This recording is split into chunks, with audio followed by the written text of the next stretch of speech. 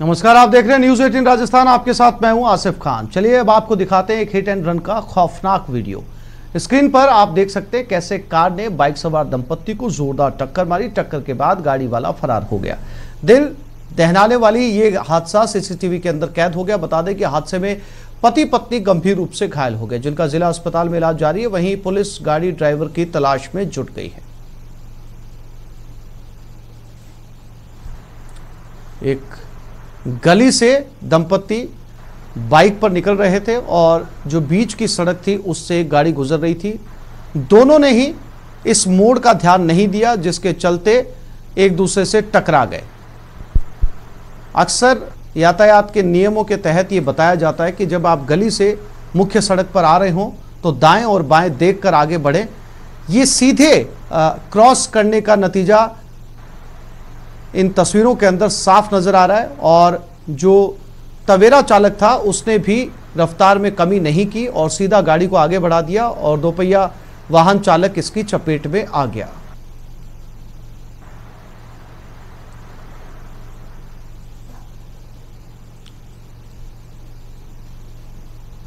चित्तौड़गढ़ के बेंगू क्षेत्र में शुक्रवार रात लुटेरों ने ऐसी दहशत मचाई कि सुनने वाला सहम जा रहा है। देखिए इस रिपोर्ट में। तारीख 21 अगस्त 2020, दिन शुक्रवार, वक्त रात 7:50, जगह चित्तौड़गढ़ बेंगू। गले में गमछा और हाथ में सरिया लेकर एक शख्स दनदनाते हुए केबिन में दाखिल होता है और सरिये की जोरदार वार से उससे लगे दूसरे केबिन के दरवाजे को खोलने की कोशिश करता है। तभी उसका दूसरा साथी आकर दरवाजे पर लात मारता है, पर दरवाजा पूरी तरह नहीं खुलता। फिर तीसरे नकाबपोश की एंट्री होती है और फिर दोनों दरवाजे पर डंडे और सरिये से टूट पड़ते हैं। चंद पलों की जोर आजमाइश के बाद टूट जाता है। इसके बाद बदमाश उस केबिन में घुसकर वहां बंद लोगों पर डंडे और सरिये से हमला कर देते हैं। इस बीच एक बदमाश तमंचा लिए आता है। चंद पलों में कई बदमाश केबिन में दाखिल होकर दहशत मचाते रहते हैं। 7:53 पर बदमाश एक शख्स को केबिन से घसीटते हुए बाहर ले जाते हैं, जिसके कुछ ही पलों बाद लूटपाट का शिकार दूसरा शख्स केबिन से निकलता है। महज 2 मिनट में अपराधी टोल नाके पर लूट की वारदात को अंजाम देकर बेखौफ निकल जाते हैं। बदमाश मैनेजर के पैर में गोली मारकर उससे 2.5 लाख रुपए और सोने की चेन छीन ले जाते हैं, जिसके बाद टोल कर्मी घायल मैनेजर को अस्पताल पहुंचाने के बाद पुलिस को सूचित करते हैं। अब पुलिस सीसीटीवी फुटेज के आधार पर हथियारबंद लुटेरों की तलाश में जुटी है, जबकि इस वारदात से दूसरे टोल कर्मी काफी दहशत में हैं। न्यूज 18 राजस्थान के लिए चित्तौड़गढ़ से पीयूष मुंद्रा की रिपोर्ट।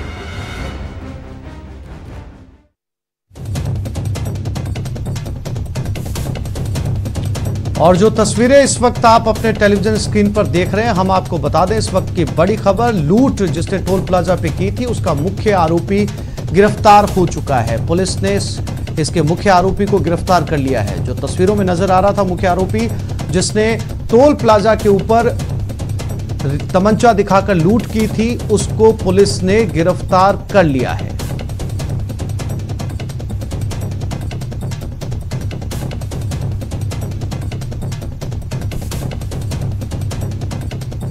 सीसीटीवी फुटेज के सहारे और पुलिस पहुंची और पुलिस ने इस मुख्य आरोपी को अब दबोच लिया है।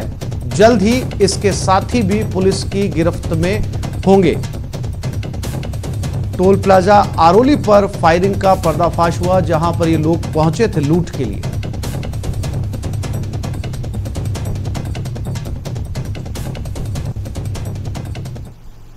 जयपुर में नकबजनी गैंग का पर्दाफाश। पुलिस के हत्थे चढ़ गए हैं 3 शातिर चोर। आरोपियों के पास से 5,48,000 रुपए कैश बरामद किए गए हैं। आरोपियों के पास से 10 लाख रुपए के जेवरात भी मिले हैं।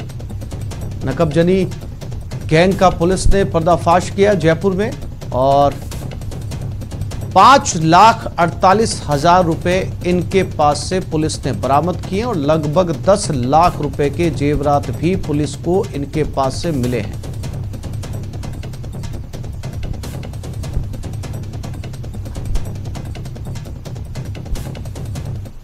भरतपुर में डिग पुलिस की कार्रवाई हुई और अवैध हथियारों के साथ 3 युवकों को गिरफ्तार किया। आरोपियों के कब्जे से एक धारदार छुरा भी बरामद किया गया। तीनों को अलग अलग इलाकों से गिरफ्तार किया गया है। किसी वारदात की फिराक में थे ये तीनों आरोपी।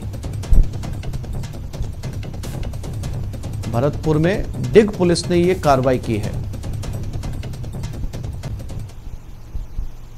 जोधपुर में एसीबी की कार्रवाई सामने आई। महिला पटवारी को रिश्वत लेते ट्रैप किया गया। पलासनी गांव में ये महिला पटवारी के तौर पर तैनात है। 17,000 रुपए की रिश्वत लेते रसाल कवर ट्रैप 1,000 कर लिए थे एडवांस। अतिरिक्त पुलिस अधीक्षक नरेंद्र चौधरी ने ये कार्रवाई की है।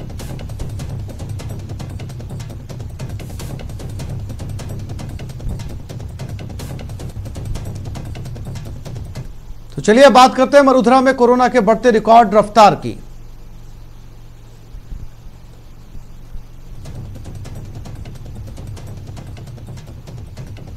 प्रदेश में कोरोना पॉजिटिव 68,000 के पार पहुंच चुके हैं। मरुधरा में आज 612 नए पॉजिटिव केस सामने आए हैं। प्रदेश में संक्रमितों का आंकड़ा अब 68,566 पहुंच चुका है। प्रदेश में कोरोना से अब तक 938 लोगों की मौत हो चुकी है। 52,721 केस पॉजिटिव से नेगेटिव हो चुके हैं। इलाज के बाद 52,059 लोग डिस्चार्ज होकर घर जा चुके हैं।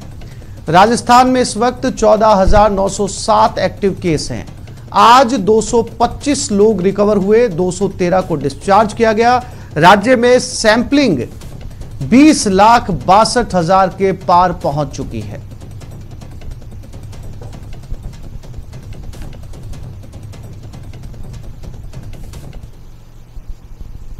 और अब बात प्रदेश के उन 7 संभागों की जहां बढ़ते संक्रमण को लेकर हमारी नजरें बनी हुई हैं। आप अपनी टीवी स्क्रीन पर जयपुर, जोधपुर, उदयपुर, कोटा, बीकानेर, अजमेर और भरतपुर की तस्वीरें एक साथ देख रहे हैं। एक एक संभाग का आज का सूरत हाल आपको बताएंगे। हर संभाग का कोरोना ग्राफ आपको दिखाएंगे। कहां बढ़ा वायरस का वार और कहां मिली राहत। बस बने रहिए हमारे साथ।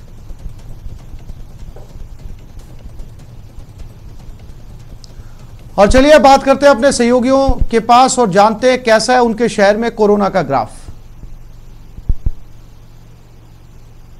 राजस्थान में कोरोना मरीजों का आंकड़ा 68,000 को पार कर चुका है।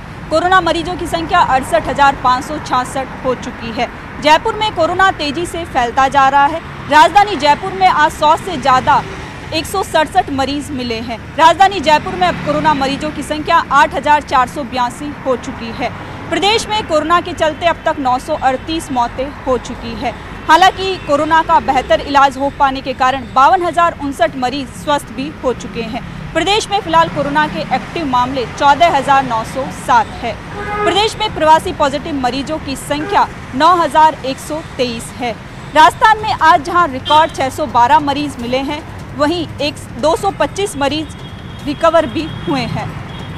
उदयपुर में अगर आज के कोरोना अपडेट की बात करें तो आज अभी तक राहत की खबर है। सुबह से अभी तक एक भी सैंपल रिपोर्ट प्राप्त नहीं हुई है जिसमें पॉजिटिव लोग सामने आए हों। उदयपुर में कुल 2209 पॉजिटिव मरीज अब तक हो चुके हैं। अगस्त महीने में संक्रमण की दर तेजी से बढ़ी और सिर्फ एक महीने में आंकड़ा करीब 1000 के पास पहुंच चुका है। और दूसरी ओर मई महीने के बाद पहली बार ऐसा हो रहा है जबकि एक्टिव केसेस की संख्या भी 500 के समीप पहुंच चुकी है। हालांकि रिकवर होने वाले लोगों की संख्या भी 1700 के पार हो गई है, तो लोगों को रिकवरी जल्द हो रही है। लेकिन जो पॉजिटिव केसेस हैं उनकी संख्या में भी तेजी से बढ़ोतरी देखी जा रही है, जो कि चिंता का विषय है। इसके साथ ही जिला कलेक्टर ने एक बार फिर सुपर स्प्रेडर्स, जिसमें किराना की दुकान हो, दूध सप्लाई वाले हों या ऐसे लोग जो कि आम जनता के ज़्यादा संपर्क में आते हैं, उन्हें 30 अगस्त तक कोरोना की जांच कराने के स्पष्ट निर्देश दे दिए हैं। और इसमें स्पष्ट तौर पर कहा गया है कि यदि कोई व्यक्ति जांच कराने में लापरवाही करता है तो उसके खिलाफ सख्त से सख्त कार्रवाई की जाएगी। यही नहीं, अगर कोई अपने कोरोना के लक्षणों को छिपाने की भी कोशिश करता है तो जिला प्रशासन उसके खिलाफ भी सख्त कार्रवाई को अंजाम देगा। दूसरी ओर आज गणेश चतुर्थी का पर्व है, तो ऐसे में उदयपुर के प्रसिद्ध बोहरा गणेश मंदिर में भी हर्षोल्लास के साथ में इस पर्व को मनाया गया। हालांकि कोरोना महामारी के चलते भक्तों का प्रवेश मंदिर में वर्जित था। ऐसे में मंदिर प्रबंधन कमेटी द्वारा और पुजारी परिवार द्वारा मंदिर परिसर को दुल्हन की तरह सजाया गया और भगवान बोहरा गणेश की स्वर्णांगी की गई। ये कोशिश की गई कि सोशल मीडिया के मार्फत उदयपुर वासियों को बोहरा गणेश जी के दर्शन कराए जाएं, क्योंकि इस मंदिर के प्रति लाखों लोगों की आस्था जुड़ी हुई है और पूरे मेवाड़ अंचल में बोहरा गणेश जी को लेकर विशेष मान्यताएं हैं। तो ऐसे में आज के दिन आमतौर पर 1 लाख से ज़्यादा लोग मंदिर में आकर भगवान के दर्शन करते हैं, लेकिन कोरोना महामारी के चलते पुलिस का भारी जाब्ता तैनात रहा था। पुलिस ने जो बोहरा गणेश जी मार्ग है उस पर बैरिकेडिंग लगा दिए थे ताकि अनावश्यक रूप से मंदिर के बाहर लोग नहीं पहुंच पाए, लेकिन जो श्रद्धालु थे वे फिर भी मंदिर के बाहर तक पहुंचे और मंदिर के अंदर प्रवेश नहीं मिलने पर बाहर से ही मत्था टेककर बप्पा का आशीर्वाद लिया। भरतपुर में कोरोना के आंकड़ों की बात करें तो 90 मामले सामने आने के बाद अब जिले में 3531 मामले पॉजिटिव हो चुके हैं। वहीं पॉजिटिव से नेगेटिव की बात करें तो 3000 मामले नेगेटिव होने के बाद इनको सबको छुट्टी दे दी गई है। वहीं मौत के आंकड़ों की बात करें तो अब जिले में 69 मौतें हो चुकी हैं, जिसे लेकर मेडिकल टीमें, पुलिस प्रशासन खासा परेशान नजर आ रहा है और इस संक्रमण को रोकने के लिए प्रयासरत है। वहीं आपको बता दें कि प्रशासन ने अब लोगों को अलर्ट कर दिया है कि इस संक्रमण से बचने के लिए वह घरों पर ही रहें और जरूरी काम के दौरान ही घरों से बाहर निकलें। वहीं आपको बता दें कि एसडीएम स्तर के अधिकारियों को कस्बों में लगा दिया गया है कि वह लोगों से समझाइश करें कि जरूरी काम के दौरान ही घरों से बाहर निकलें, वरना अपने घरों पर ही रहें। वहीं अलर्ट पोस्टर लगाकर भी लोगों को चेताया जा रहा है कि इस संक्रमण से बचने का एक ही उपाय है कि वह अपने घरों पर ही रहें। वहीं आपको बता दें कि बाज़ारों की स्थिति की बात करें तो बाज़ारों में अब संक्रमण के डर से लोग कम ही बाहर निकल रहे हैं और ज़रूरी काम के दौरान ही बाहर आ रहे हैं। वहीं आपको बताएं कि अब पुलिस भी अलर्ट मोड पे है और गलियों में गश्त करने लगी है। ज़रूरी काम के दौरान घूमने वालों को और बगैर वैसे मास्क पहने हुए उनको भी अब सबक सिखाने के लिए जुर्माने कर रही है। वहीं कस्बों की बात करें तो वहाँ पुलिस गलियों में घूमकर मोटरसाइकिल से भी गश्त कर रही है और लोगों से समझाइश कर रही है। वहीं आपको बताएं कि अब जिले का एक कोरोना से संक्रमित हो चुका है, जिसे लेकर एसडीएम स्तर के अधिकारी भी अब गलियों में घूमने लगे हैं। वहीं बड़ी खबर की बात करें तो आज लोक अदालत के दौरान कामा में एक भावुक पल हो गए, जब एक पति पत्नी काफ़ी समय से साथ साथ नहीं रह रहे थे, लेकिन जब अदालत लगी तो दोनों को समझाइश की गई और 6 साल के बच्चे की उन वे शक्ल देखती है और उदास हो गए। वहीं उन्होंने राजीनामा करने के लिए जज साहब के सामने गुहार रखी। जैसे जज साहब ने भी कुछ समय बाद उसको समझाइश के बाद दोनों को उनकी अर्जी स्वीकार करते हुए दोनों को साथ रहने की आज्ञा दे दी। देखिए, अजमेर में लगातार कोरोना का विस्फोट जारी है। आज भी 80 नए मरीज निकलकर सामने आए हैं, जिसके बाद कुल संक्रमित मरीजों का आंकड़ा बढ़कर 3577 तक पहुंच गया है। इस सबके बीच में 74 मरीज ऐसे हैं जिनकी अब तक इलाज के दौरान मौत हो चुकी है। तो वहीं 2849 मरीज ऐसे हैं जो इलाज पाकर ठीक हो गए हैं और अस्पताल से घर के लिए डिस्चार्ज किए जा चुके हैं। इस सबके अलावा अगर बड़ी और अहम खबर की बात करें तो आज गणेश चतुर्थी के मौके पर अजमेर डेयरी ने इतिहास रच दिया है और डेयरी के पशुपालकों और उपभोक्ताओं के लिए आज का दिन ऐतिहासिक रहा है, जहां 340 करोड़ की लागत से नए प्रोसेसिंग यूनिट जो बनकर तैयार हुआ है उसका आज से ट्रायल शुरू किया गया है। डेयरी के अध्यक्ष रामचंद्र चौधरी ने विधिवत पूजा अर्चना के बाद इस ट्रायल को शुरू किया। इस नए प्रोसेसिंग प्लांट में रोजाना 10 लाख लीटर दूध की क्षमता रहेगी। साथ ही साथ कई नए और विभिन्न प्रकार के दुग्ध उत्पादकों का भी यहां पर निर्माण किया जा सका। इस नए प्रोसेसिंग यूनिट के शुरू होने के बाद से जो दुग्ध उत्पादक हैं उनके लिए भी राहत की खबर इस लिहाज से है कि अब से पहले तक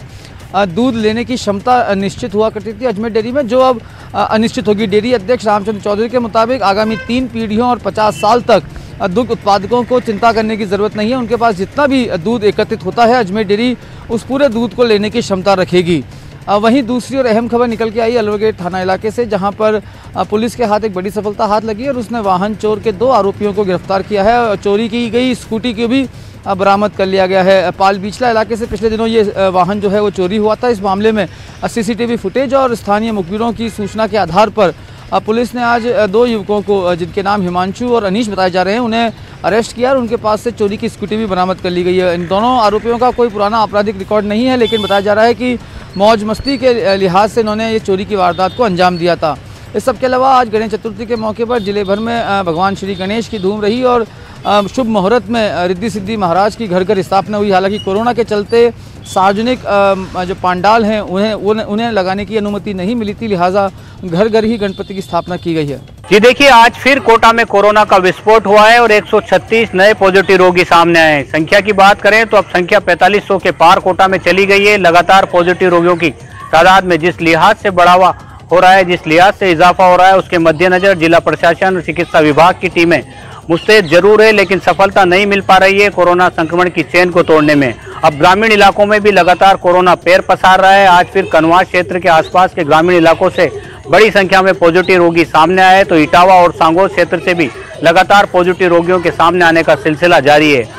3 दर्जन से ज्यादा लोग अपना प्लाज्मा डोनेट कर चुके हैं। शहर की दूसरी बड़ी खबरों की बात करें तो आज गणेश चतुर्दशी के मौके पर कोरोना काल के चलते जो है पूरे गाइडलाइन की पालना कोटा में भी नजर आई। जिस तरह के सरकार ने निर्देश दिए थे उसी लिहाज से जो है भक्तों ने जो है गणेश चतुर्दशी का पर्व मनाया, अपने घरों पर ही गणेश जी को विराजमान किए और पूरी शिद्दत के साथ, पूरे उल्लास के साथ इस पर्व में अपनी भागीदारी निभाई, अपनी हाजिरी जो है गणपति बप्पा के दरबार में लगाई। इसके अलावा कोरोना विनाशक गणेश जी का भी ये स्थापना कोटा में की गई, जहां पर लोगों ने जो है प्रार्थना की कि जल्द कोरोना का खात्मा हो और गणेश जी की कृपा से कोरोना जल्द से जल्द जो है देश से और दुनिया से गायब हो, उससे उसका खात्मा हो सके। शहर की दूसरी और बड़ी खबरों की बात करें तो आज जिला परिषद के सीईओ टीकम चंद बोरा ने औचक निरीक्षण करके जिस तरह की सूचनाएं मिल रही थी उस पर कार्रवाई करते हुए स्थानीय अधिकारियों को मौके पर ही नोटिस जारी किए, उनको तलब किया है, क्योंकि खैराबाद क्षेत्र में सूचनाएं मिल रही थी कि नरेगा के कार्य बंद है और बहाना ये बनाया गया था कि कार्यस्थलों पर पानी भरा हुआ है।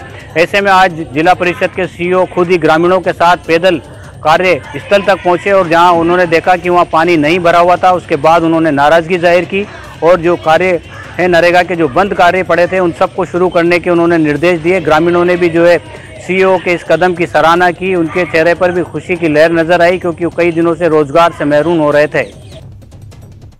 यह एक छोटे से ब्रेक के लिए रुक रहे हैं, जल्द लौटते हैं।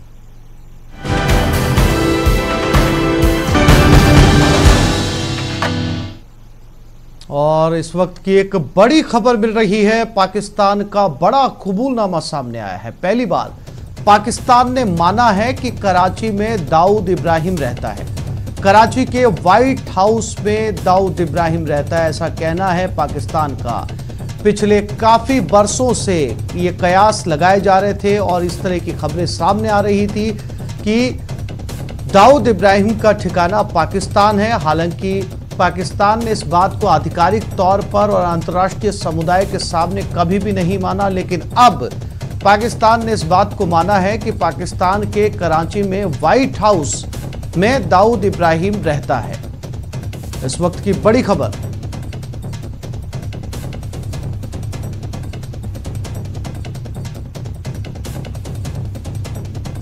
तो कराची के व्हाइट हाउस, इस खबर के बाद में पूरे अंतर्राष्ट्रीय समुदाय के अंदर सनसनी है, क्योंकि दुनिया के मोस्ट वांटेड की लिस्ट में दाऊद इब्राहिम को गिना जाता है।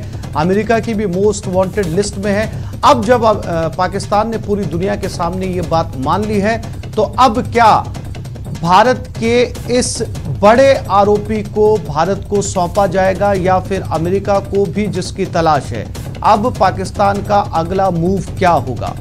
पाकिस्तान ने पूरे अंतर्राष्ट्रीय समुदाय के सामने ये माना कि दाऊद इब्राहिम का ठिकाना पाकिस्तान है और कराची के जिस घर में रहता है उसका नाम व्हाइट हाउस बताया जा रहा है। इस वक्त की बड़ी खबर और इस कबूलनामे के साथ ही पूरी दुनिया के अंदर कई तरह के सवाल पाकिस्तान को लेकर खड़े होते हैं। हमारे संवाददाता शंकर आनंद हमारे साथ फोन लाइन पर जुड़ गए। शंकर, ये एक बहुत बड़ी खबर कही जा सकती है, जब पूरी दुनिया ने यह कहा था कि दाऊद इब्राहिम पाकिस्तान में रहता है और पाकिस्तान ने इसे कभी कबूल नहीं किया। अब जब पाकिस्तान ने इसे मान लिया है, तो क्या इस आरोपी को भारत को सौंपा जाएगा? देखिए, पाकिस्तान जो है, पाकिस्तान का चाल चरित्र और चेहरा ही ऐसा है कि कहता कुछ और है, करता कुछ और है। पाकिस्तान पहले कई बार जब भारत दाऊद इब्राहिम से जुड़े हुए तमाम सबूतों को पेश करता है, भारत लगातार कई ऐसे महत्वपूर्ण तथ्य को रखता है और सबूतों के साथ में किस तरह से दाऊद इब्राहिम भारत के अंदर में आतंकी वारदात को अंजाम देता है, तब उस वक्त में मानता नहीं है। लेकिन जिस तरह से अभी उसने एक डॉक्यूमेंट पेश किया जिसमें कि बताया गया कि व्हाइट हाउस कराची में दाऊद इब्राहिम रह रहा है, उसका घर का एड्रेस बताया गया, तो कहीं न कहीं इस मामले पे अब आगे देखना लाजमी होगा कि पाकिस्तान इस मामले पर आगे क्या करता है। हालांकि देखिए, दाऊद इब्राहिम के खिलाफ भारत में काफी संगीन आरोप पहले से तय हैं। जिस तरह से मुंबई ब्लास्ट की बात कर लें या कई ऐसे बड़े आतंकी वारदात की बात कर लें, जिसमें कि दाऊद इब्राहिम की भूमिका साफ तौर पर सामने आती है। तो कहीं न कहीं यहाँ पर अब भारत अंतर्राष्ट्रीय स्तर पर भी दाऊद इब्राहिम के बारे में जी शंकर जी, बिल्कुल शंकर, अब देखने वाली बात होगी कि जिन देशों के अंदर मोस्ट वांटेड की लिस्ट में दाऊद इब्राहिम को शामिल किया गया है, अब उन देशों के साथ पाकिस्तान किस तरीके से जो है वो व्यवहार करता है। तमाम जानकारी के लिए शंकर आनंद, आपका बहुत शुक्रिया।